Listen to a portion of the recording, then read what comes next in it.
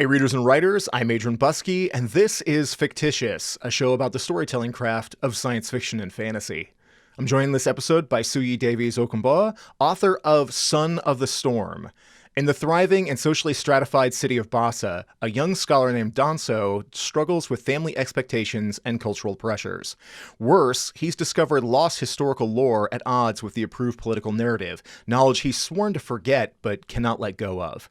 The course of his life alters when he encounters a skin-changing warrior who, by all accounts, shouldn't exist.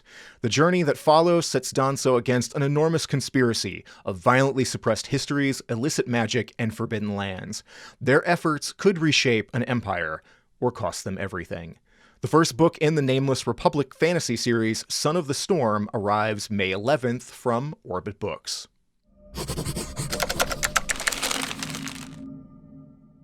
And Suyi, welcome to Fictitious. Thank you. Happy to be here. So first off, we were talking right before we started recording, but I was so excited once you hopped on because you've got the cover art on the wall behind you.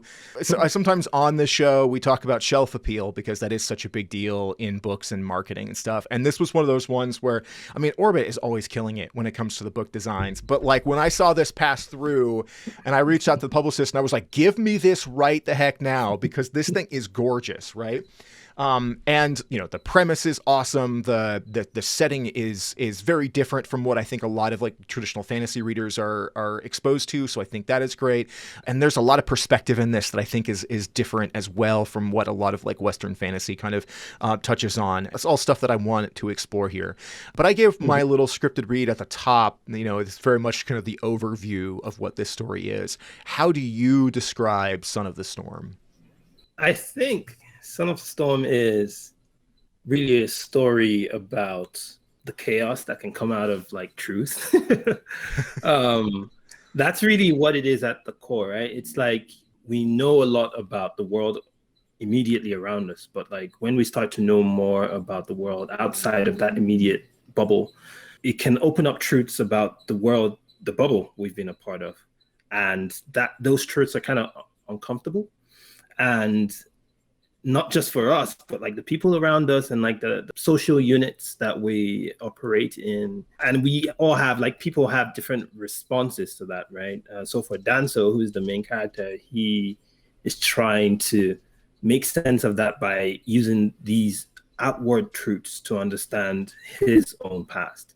But others use these truths for other reasons, which I'm not going to say because, spoilers, but others use these in ways that could end up being useful or destructive, depending on who. So yeah, that's really what it is about at its core. There's something I like that you mentioned there, and I think it's very of the moment. This is a fantasy story and it takes place in, very different perspective from our moment. But I think we're in a moment in time where, particularly here in America, a lot of people are trying to wrestle with the fact that our own history is very much a narrative. It's very much something that has been given to us and delivered in a way that sanitizes a lot of the past, that makes certain things feel a lot better than it was, and has very much been designed for us. And I think that you have a lot of people who are struggling with that sense of like, this is what we've been taught our country is. And in reality, our history is much more violent, much more problematic, much more destructive in a lot of ways. I think what you have here in Son of the Storm and with this character, and did I say it right? Is it Danso? Yeah, that's correct.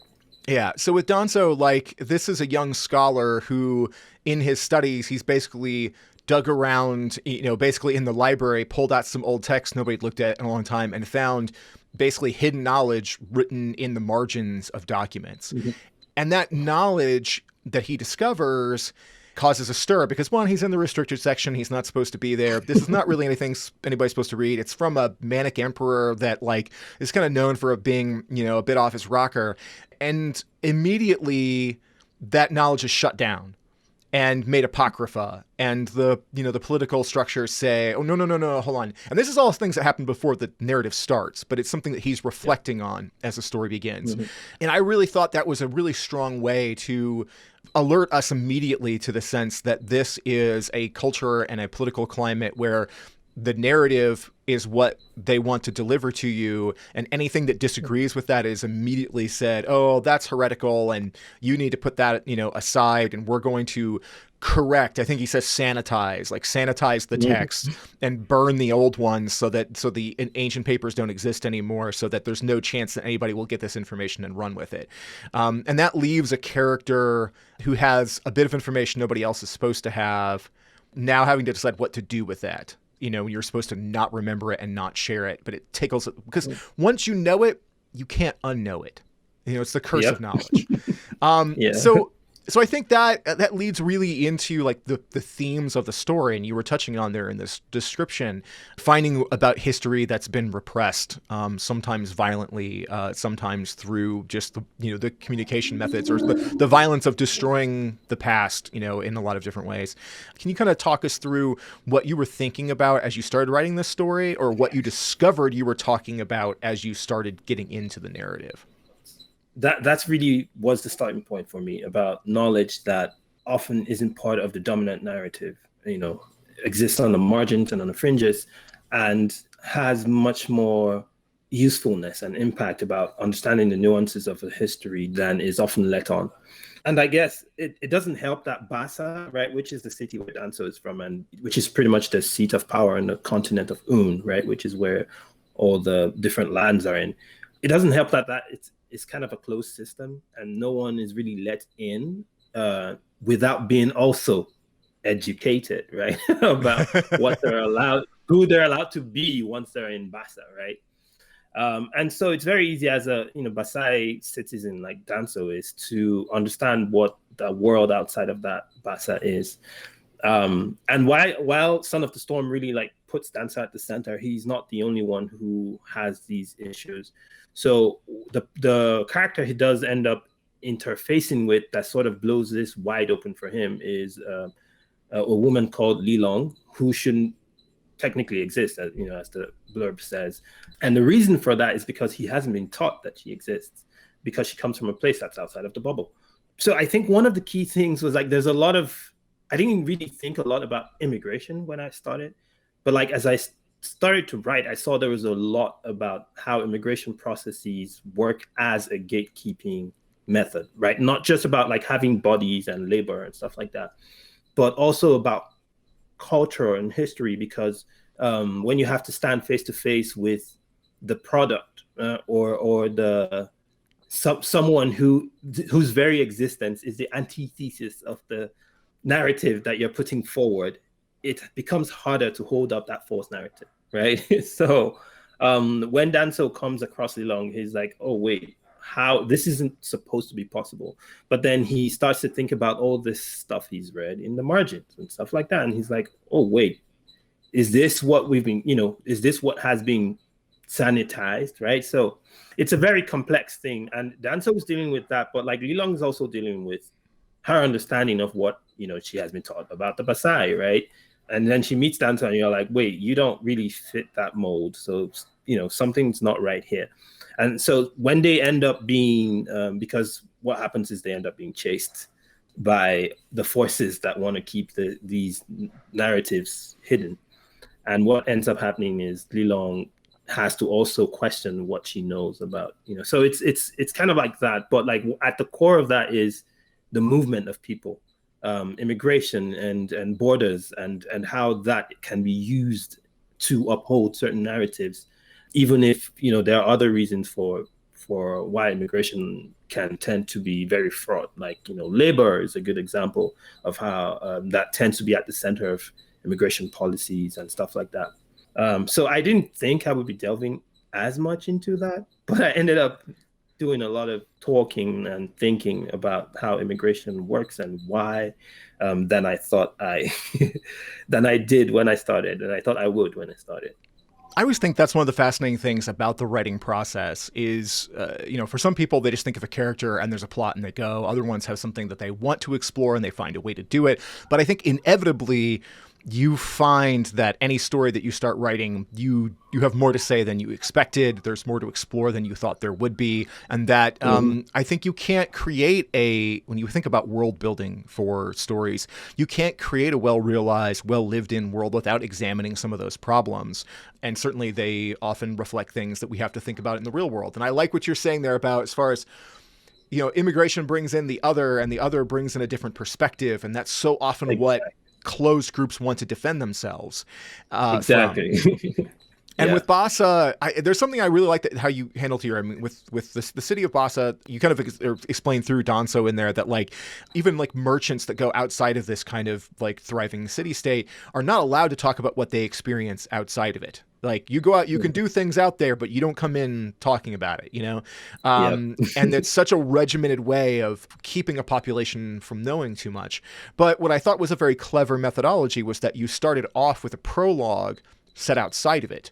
And so that gives us, as a reader, right off from the beginning, that knowledge that there are other places, there are people who don't fit into this.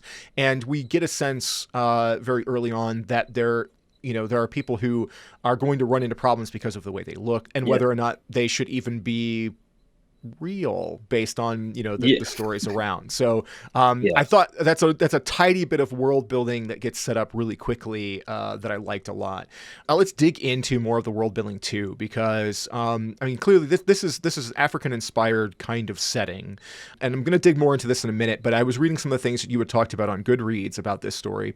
And you made the note of saying that this isn't entirely a Black or African inspired people in here. There are not multiple races. There are lots of different skin tones, and that plays heavily into the story and into the caste system. But they are all Black or African inspired people.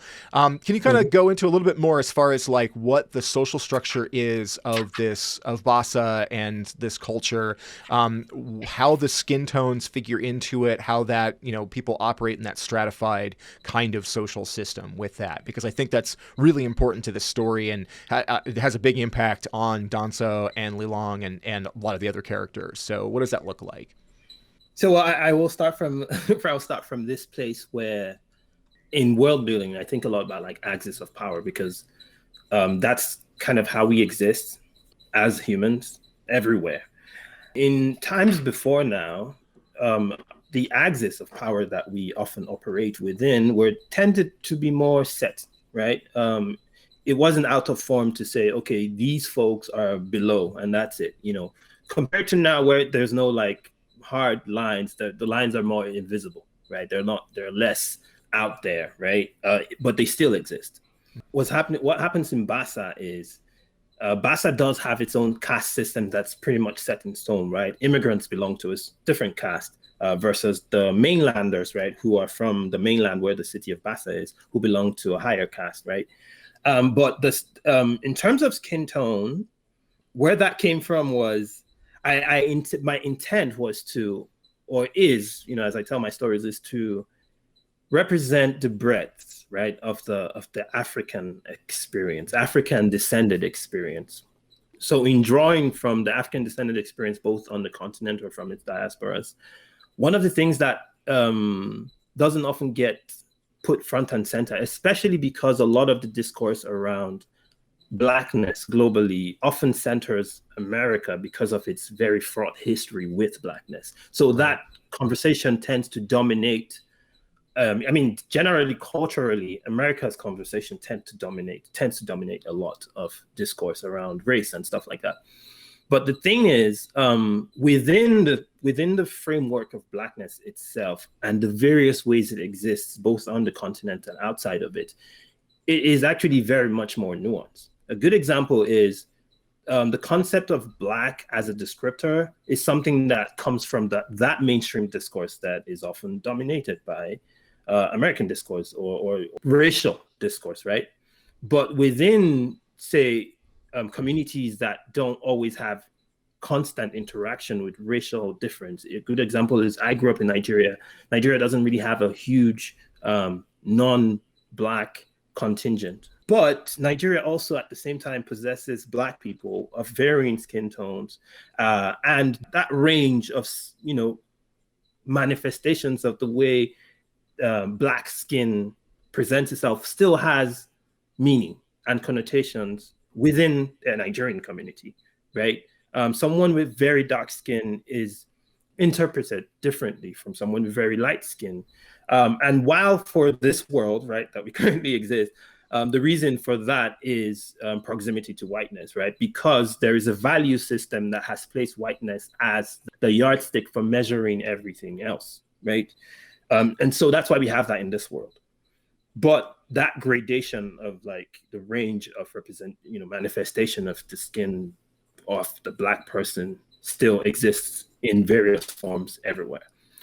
And I wanted to represent that because that's something that doesn't often get talked about a lot. In a lot of communities, you hear them use the term colorism, which is really what it is. But colorism as its own thing often doesn't even get studied as much, right? It doesn't. I don't even think, because I tried to look this up in like the dictionary, and I don't even think it's like a word, right? Oh, so yeah, surprisingly, right?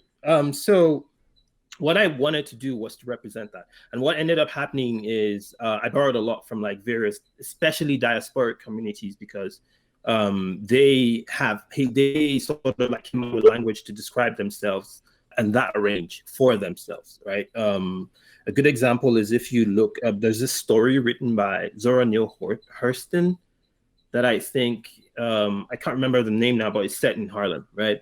And she like puts a glossary at the end and says, oh, I'm gonna give you like a glossary of Harlem slang, and one of those slangs is not a slang, one of the descriptors, right, is color skill. And she shows how the folks of Harlem at the time described various Black people depending on like what their skin tones look like, right? Skin shades. So there'd be stuff like high yellow or like high brown and stuff like that.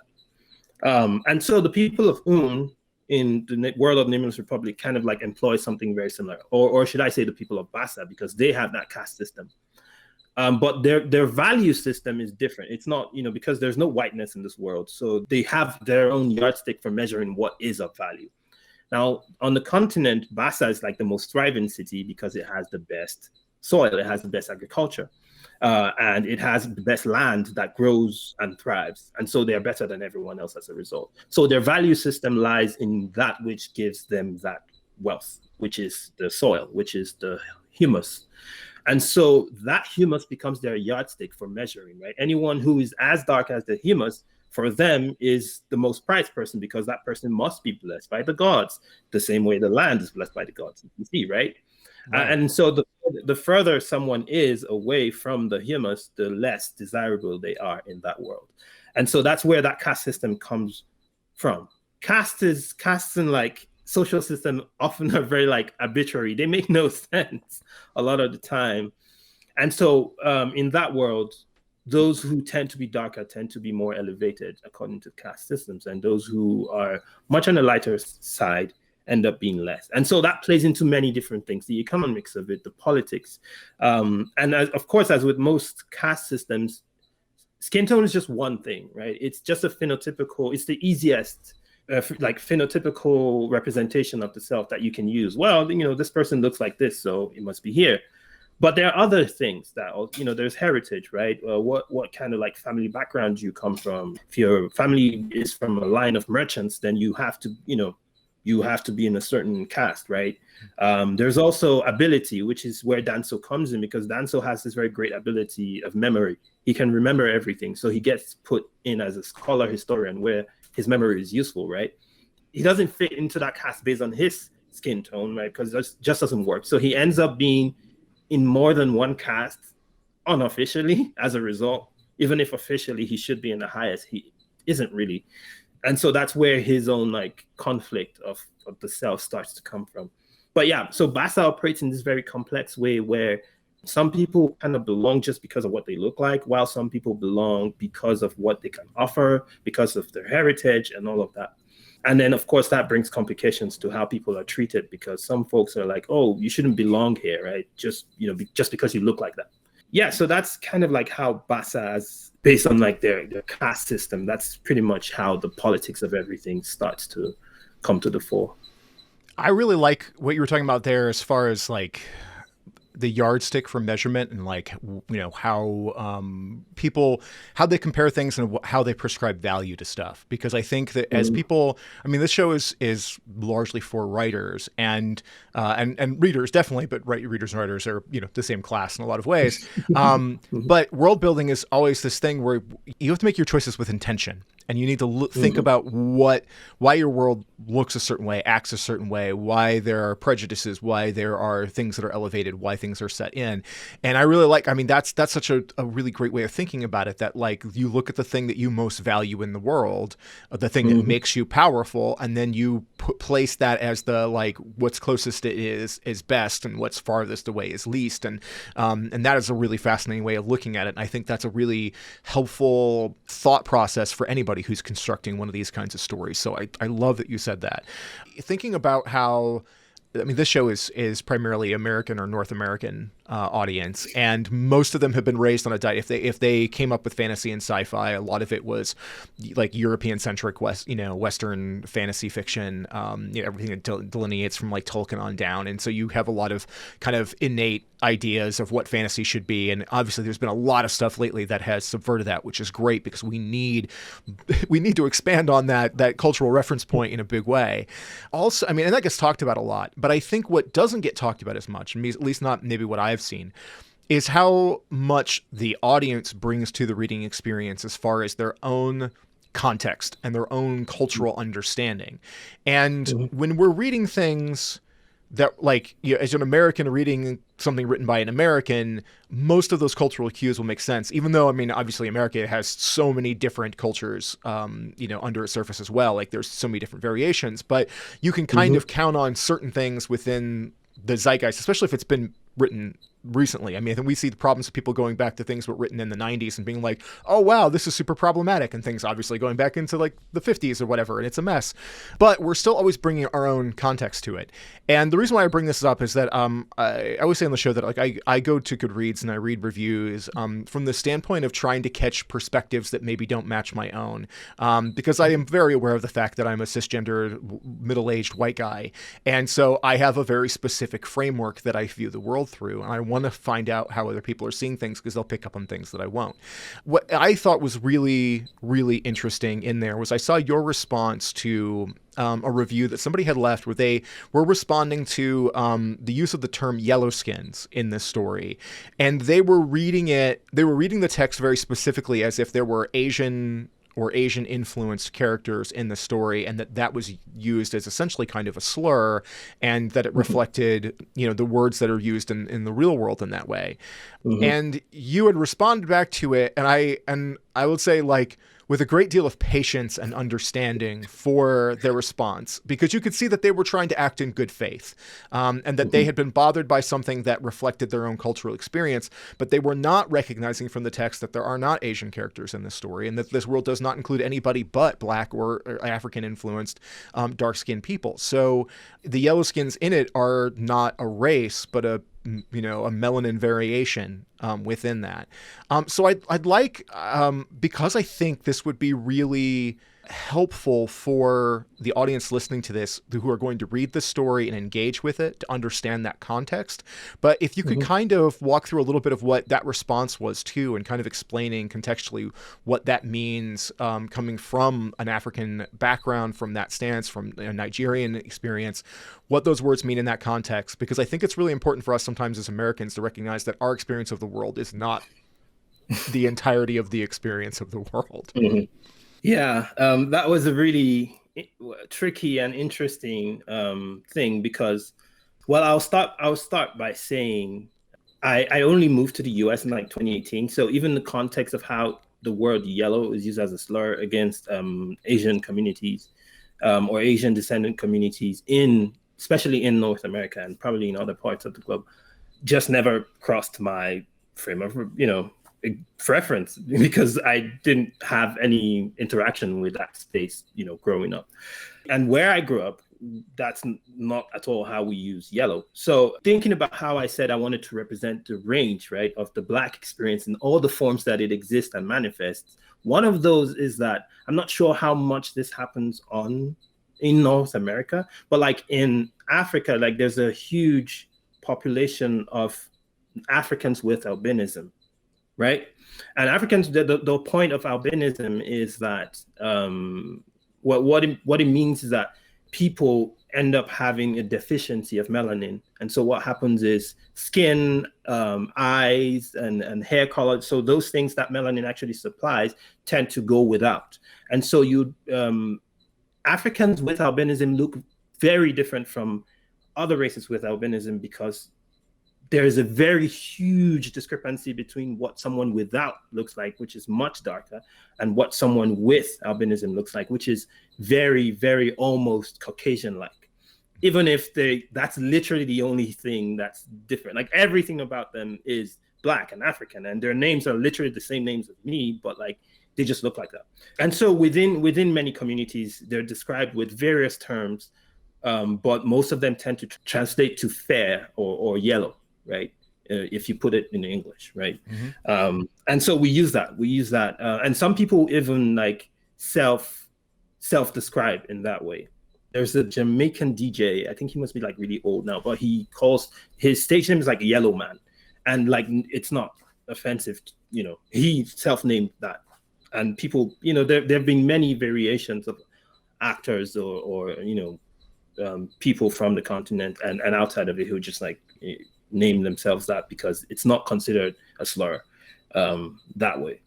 And so in the world of Son of the Storm, in trying to, as I said, represent that breadth, one of the things I kept thinking to myself was like, well, I know I have like known people with albinism all my life. Like I have family members, right, who are with albinism. And I want to represent that in my work because that's something that doesn't often get, again, represented. And so in this case, the people that come from where Lilong does come from are persons with albinism. And they're referred to by others who see them as yellow skins. But that's just the reason, just because they, come from a population that has that genetic defect in most of the population. And so a lot of the population ends up with albinism.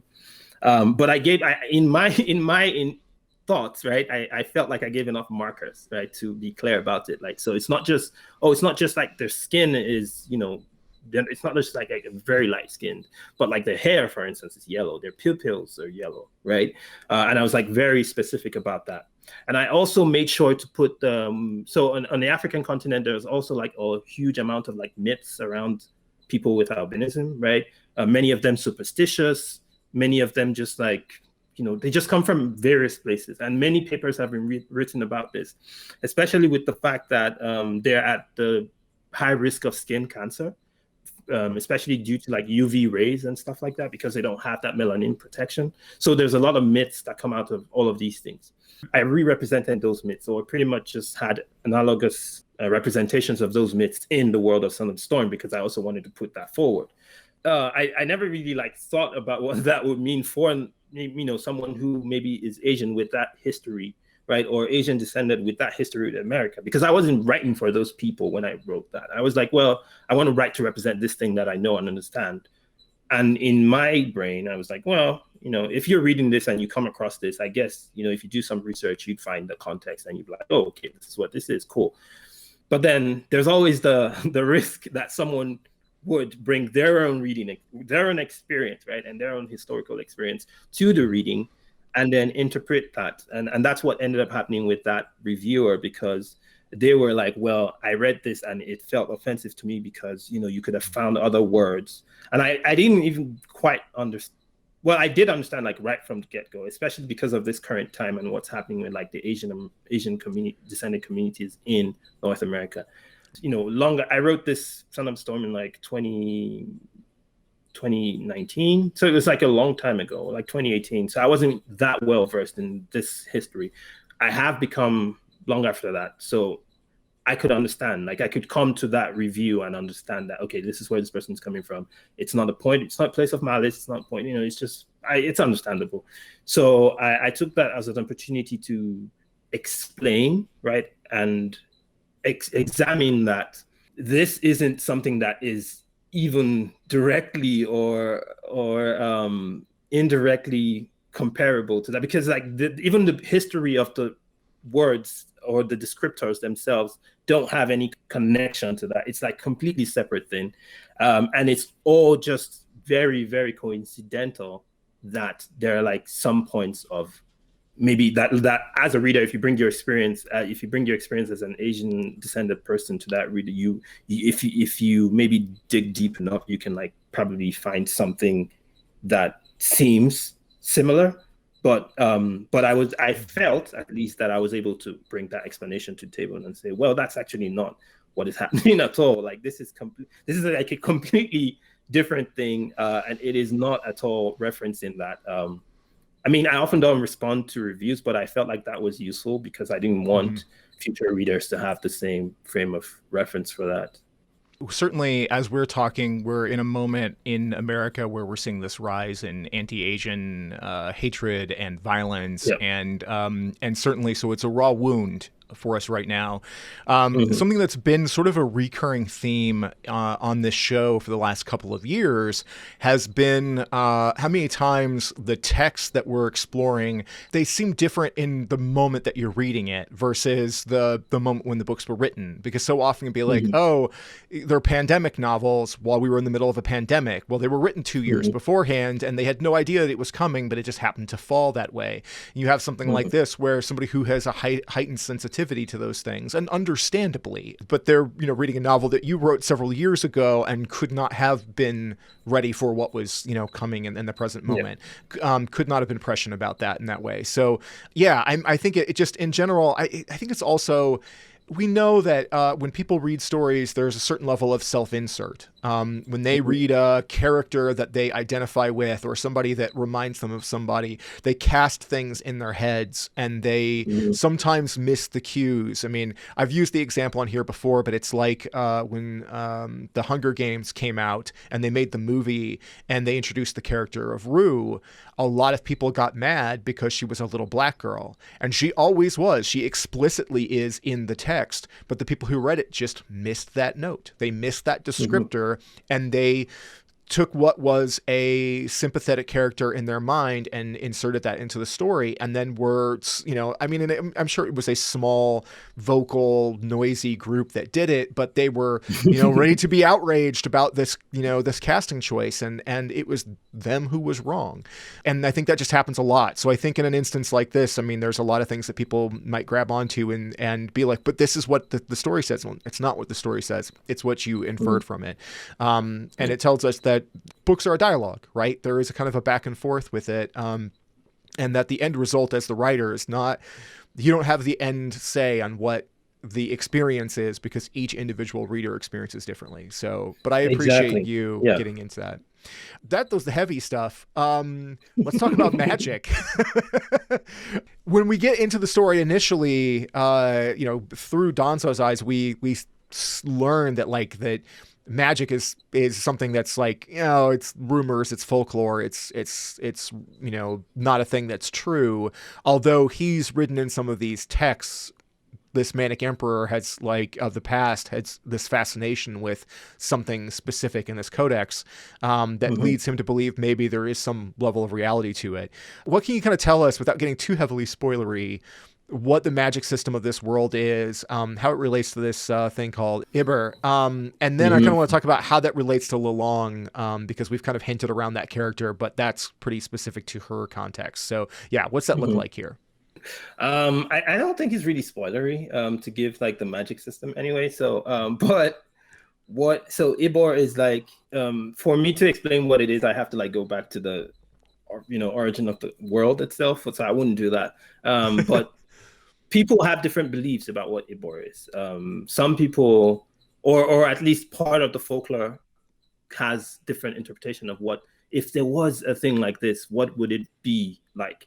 And some of them think, oh, maybe it's a piece of the moons. The moons are part of what the people of Bassa have a religious reverence for, right? Spiritual, they worship the moon gods that they have. So they think, well, if something is of this power, it definitely has to come from the moon. So they think of it as, oh, this is a piece of the moons and whatever.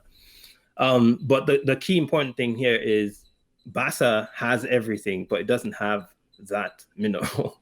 It has all these things, but somehow the mineral just isn't what they have. And it turns out that it's some of the people on this continent who are the least wealthy or recognized, if I should just use that word, that end up having the most access to it. But also many people don't know what the mineral can do and if it's useful and what it even looks like. So like if they probably came upon it, they wouldn't know anyway. But then there's this people separate, right, where Lilong comes from, who actually have this mineral in, you know, significant amounts, and they know how to use it and draw off its power and actually employ that. So a good example is Lilong herself can actually employ it because the mineral comes in different forms, and each form does something different. Lilong has a connection with one of the forms that allows you to command objects to do what you want, right? So she has a blade where she tells the blade what to do and it does it, right? So it's like a magical blade. But she can also use that in various ways, like change her skin shade. So that's one of the good, so that's why she becomes important, because she can sort of mimic what other people look like and be anyone, right? She can go out into desert and look like the desert landers. She can come into the mainland and look like a mainlander. And so she has this power, but she has never also left where she is from, which is not supposed to be known to anyone because they're like hidden and no one knows that they are there.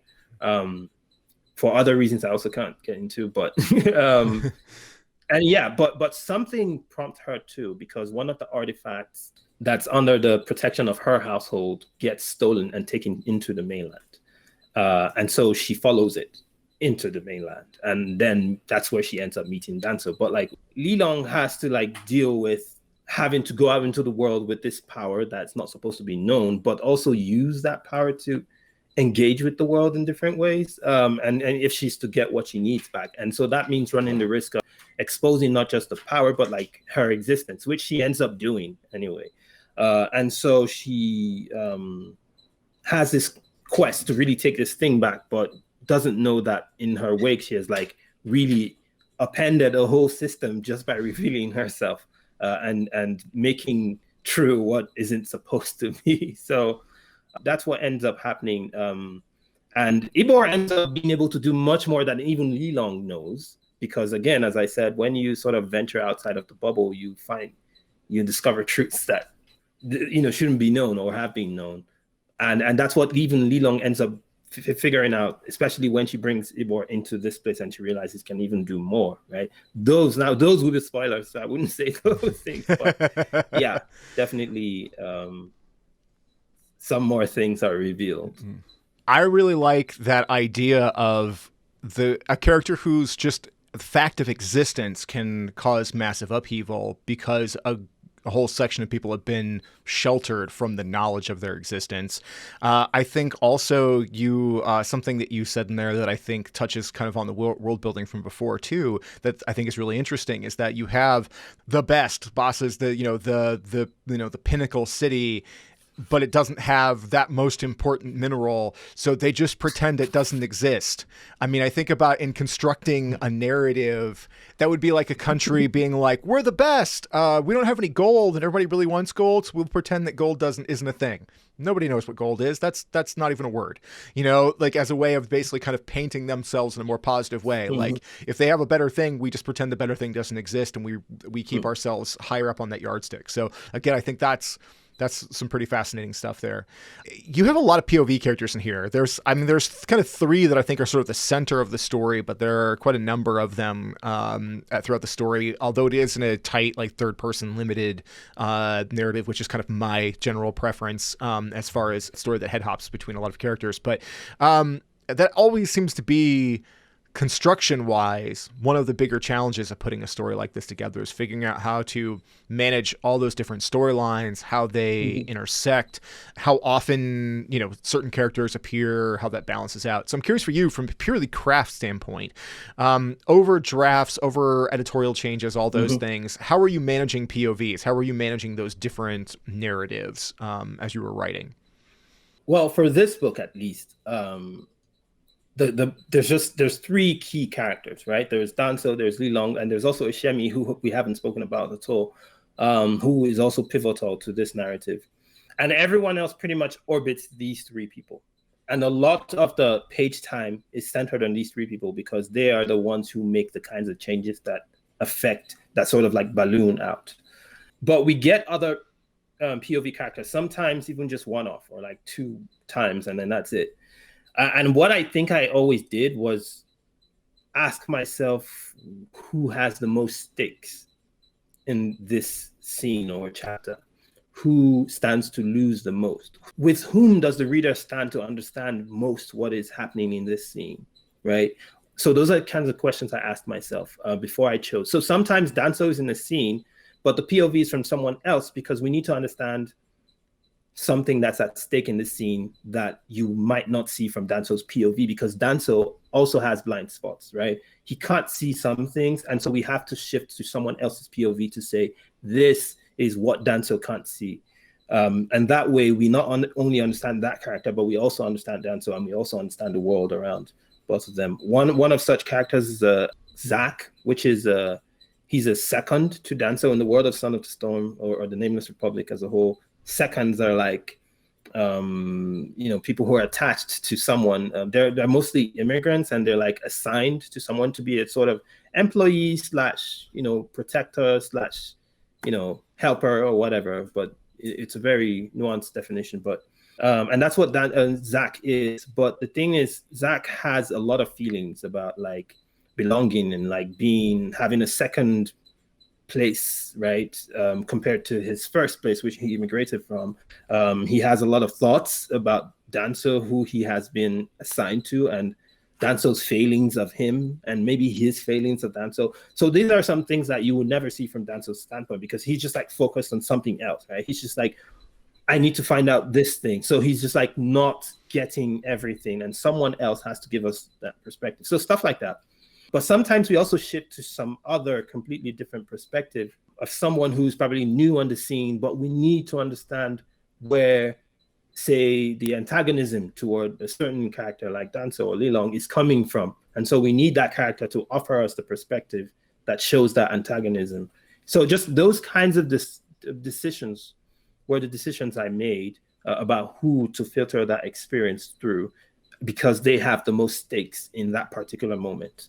I think there's a lot of good takeaways in there, but yeah, that stakes thing in general, like, choosing who has the most to win, most to lose, the most to learn in any particular situation. The writer should be writing that on a post note and sticking it on their screens right now, because that's very, very useful advice. Like you mentioned, Eshmi is not a character who we've really talked about yet, and is very pivotal in this story.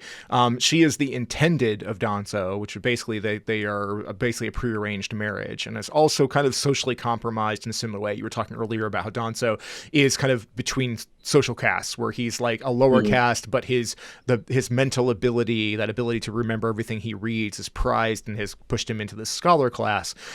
Eshmi is in a similar kind of situation, but is a very different person, whereas Danso is kind of a scattered mess who can't keep himself on time, and is fascinated with story and information, but confused by, I don't know, people actually like showing up where they're supposed to be and holding to their responsibilities.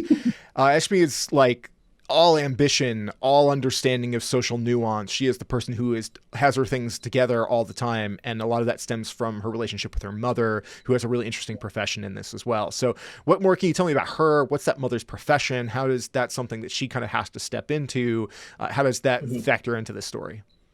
Shemi's place in this world is very interesting because so her mother's name is Nem, right? So Nem comes from a much lower caste, right? But she has sort of like worked her way up a bit, and she's in this place where she's a fixer, right? She doesn't actually belong to any of the usual guilds or expected guilds, right? She's a fixer, and what she does is solve problems for the high and mighty. So nobody wants to associate with a fixer, but everyone needs a fixer anyway. So she's in this place where she's both derided and needed. And so she's like a social outcast, but an economically useful and politically useful person.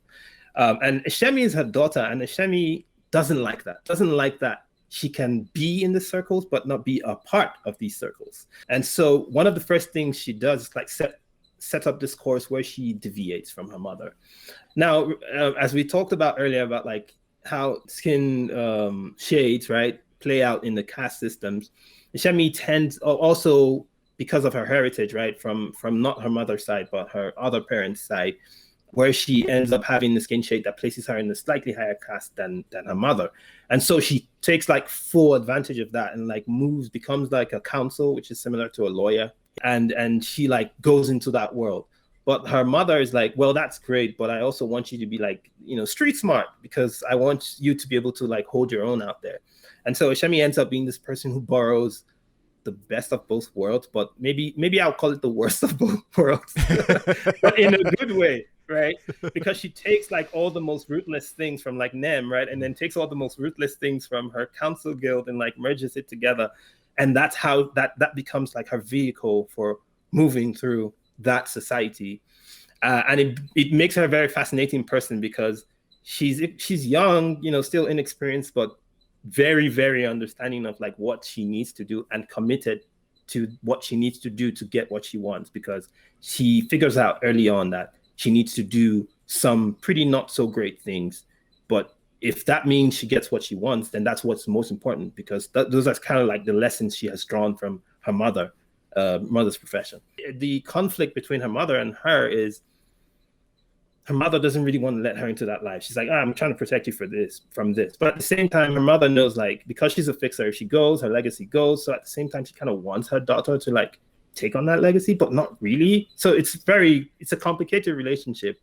They're very cordial with each other, but at the same time, they're kind of close because they both understand what it means to be an outsider and insider at the same time. So it's a very complex relationship. I really enjoyed it.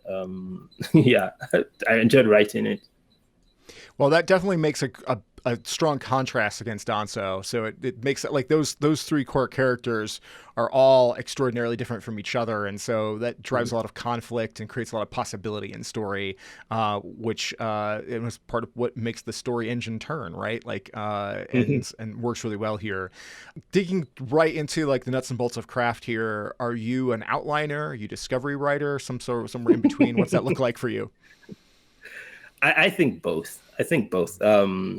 I like to use this term waypoints. I write with waypoints. So I outline the big turns, right? The big scenes or events or revelations or the points where characters sort of like come to understand something. So I make a list of that. So that becomes sort of my outline. And then I write from one waypoint to the other, right? So I know this, okay, so this big thing happens and the story starts here, right? And then this is the next big thing. So I kind of like pants my way between, but I know the next waypoint and the next waypoint and the next waypoint until the very last one that, concludes the story. So it kind of gives you a map, but allows you to play in between and discover. Exactly. In between. Yeah. Exactly. Do you use any kind of plotting system? There's, whether it's traditional 3 or 4 act, there's also Save the Cat, 7-point story circle, and dozens of other ones. Is anything like that in your toolbox? When I started out, I started out trying a bunch of them. And I don't think what I have now is any of those. I think what I have now is what I do is I ask myself what traditions this story is going to tap into. What is it? What audience am I writing for?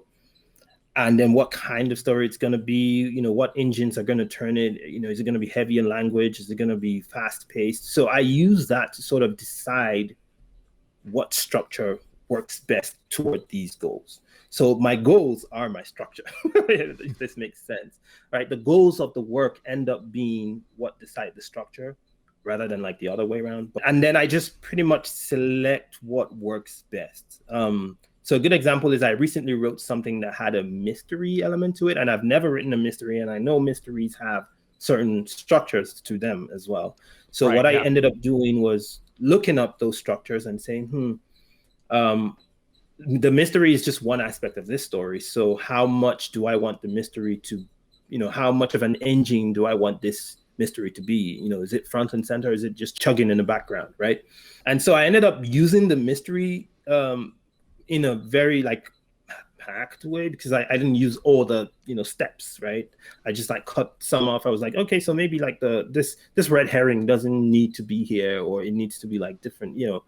So that's really what I do when I write. I sort of like decide on what the goals of the work are, and they change, and so the structure sometimes changes as well. But I would just say the structures I end up with are like a mishmash of everything from, you know, the kinds of stories I heard growing up and the kinds of stories I read growing up, from especially coming from the communities that I grew up in, and then sort of like melded with more mainstream approaches, 3-act or, you know, seven point structures and stuff like that. And then what do you write in? What software? Do you use any kind of analog methods? What's that part of the process look like for you? So this is one of my most fun ones, because I have moved between different software for a long time, but right now I write with Scrivener, and that's pretty much what I use. But sometimes I outline, well, not outline, I plan, right? My whole planning happens in Google Docs. I don't plan at all in Scrivener. Scrivener is completely for writing new stuff. Sometimes even edits, I try not to do them in Scrivener. I try to move it somewhere else so I can like really like look at the text as, you know, but yeah, it depends on the stage of the editing anyway. But yeah, I move between Scrivener and Google Docs, mostly just because I can have cloud backup for the most part. But for other tools, I have an Alpha Smart. I don't know if most readers, viewers, or listeners know what that is like. It's just like keyboard shaped, and it just has this keyboard and this very tiny screen that it's not even lit, right? It's like a calculator, like an ad machine screen, and you just like can see maybe a couple of lines at a time, you know. So Alpha Smarts and Free Writes, I think, are the most common of those writing devices. And they help because I can just like lug them anywhere. They're like AA battery operated, so you don't need to charge anything. And you can always connect them. Once you're done, you can connect them to your PC and just like send the text. But it's very like basic, the most basic, you know, thing out there.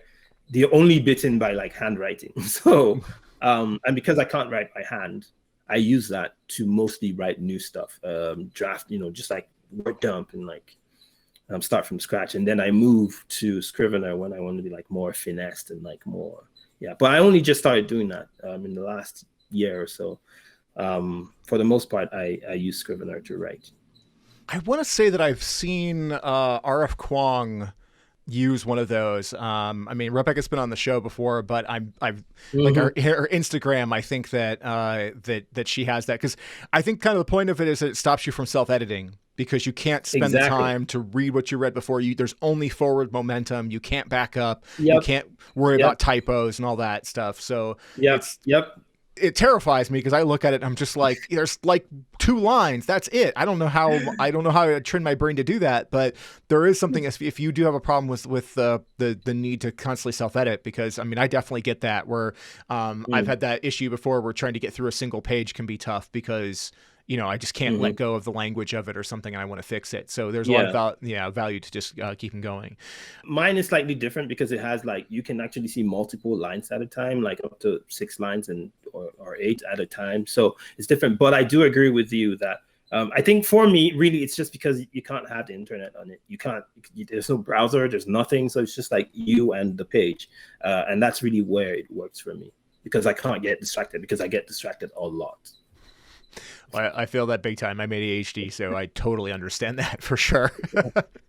Well, like I said at the top, I mean, you've got the artwork there behind you and the book behind you. Son of the Storm comes out, I believe, May 11th from Orbit, so it'll be available in all the places. Again, I mean, the cover is gorgeous, and also this is one of those cases where I think the cover is also useful, because it really helped me visualize Danzo and the idea of like the plate. You know, I had an idea of what that would be, but that really brought it home for me, and kind of the face paints and stuff too. There's a moment where he is with is it? I've been saying it wrong. Is it Ashimi? A shemi. Ashemi, when he's with Yeah. Ashemi and she makes him kiss her, and he's not real keen on that in that particular moment, but he can taste like the tang of the metallic face paints and stuff, and really kind of, I really liked that sensory evocation there. I thought that was very, very cool. But yeah, so this is going to be out in the world real soon. Where should people be following you online so they can keep up with your work, so they know as the next books that come out, all the rest of the stuff you've done? Where are you at online? Mostly, I am on Twitter and Instagram. On Twitter, you can find me at I am Suyi Davies. But or if you just type my name, find it. But one of the easiest ways is to subscribe to my newsletter. It's called After Five, and pretty much that's where I give like a lot of exclusive detail. Well, in my website at suyidavies.com. So there you can find where I'm connected to social media and my newsletter as well. Well, I'll have all of those links in the show notes, in down in the YouTube places, all the usual places you could click those things, along with links to buy the book. And I'm going to link off to that Goodreads discussion too, because again, I think that's just really useful context, both for the reading of this story, but also just to broaden our perspectives as readers and understanding about what we bring to the story and the story experience because of our own context. So I think those things are very cool. People should go out and check out Son of the Storm, first book in the Nameless Republic. And Suyi, thank you so much for joining me on Fictitious. Thank you. This has been awesome. This has been a great discussion.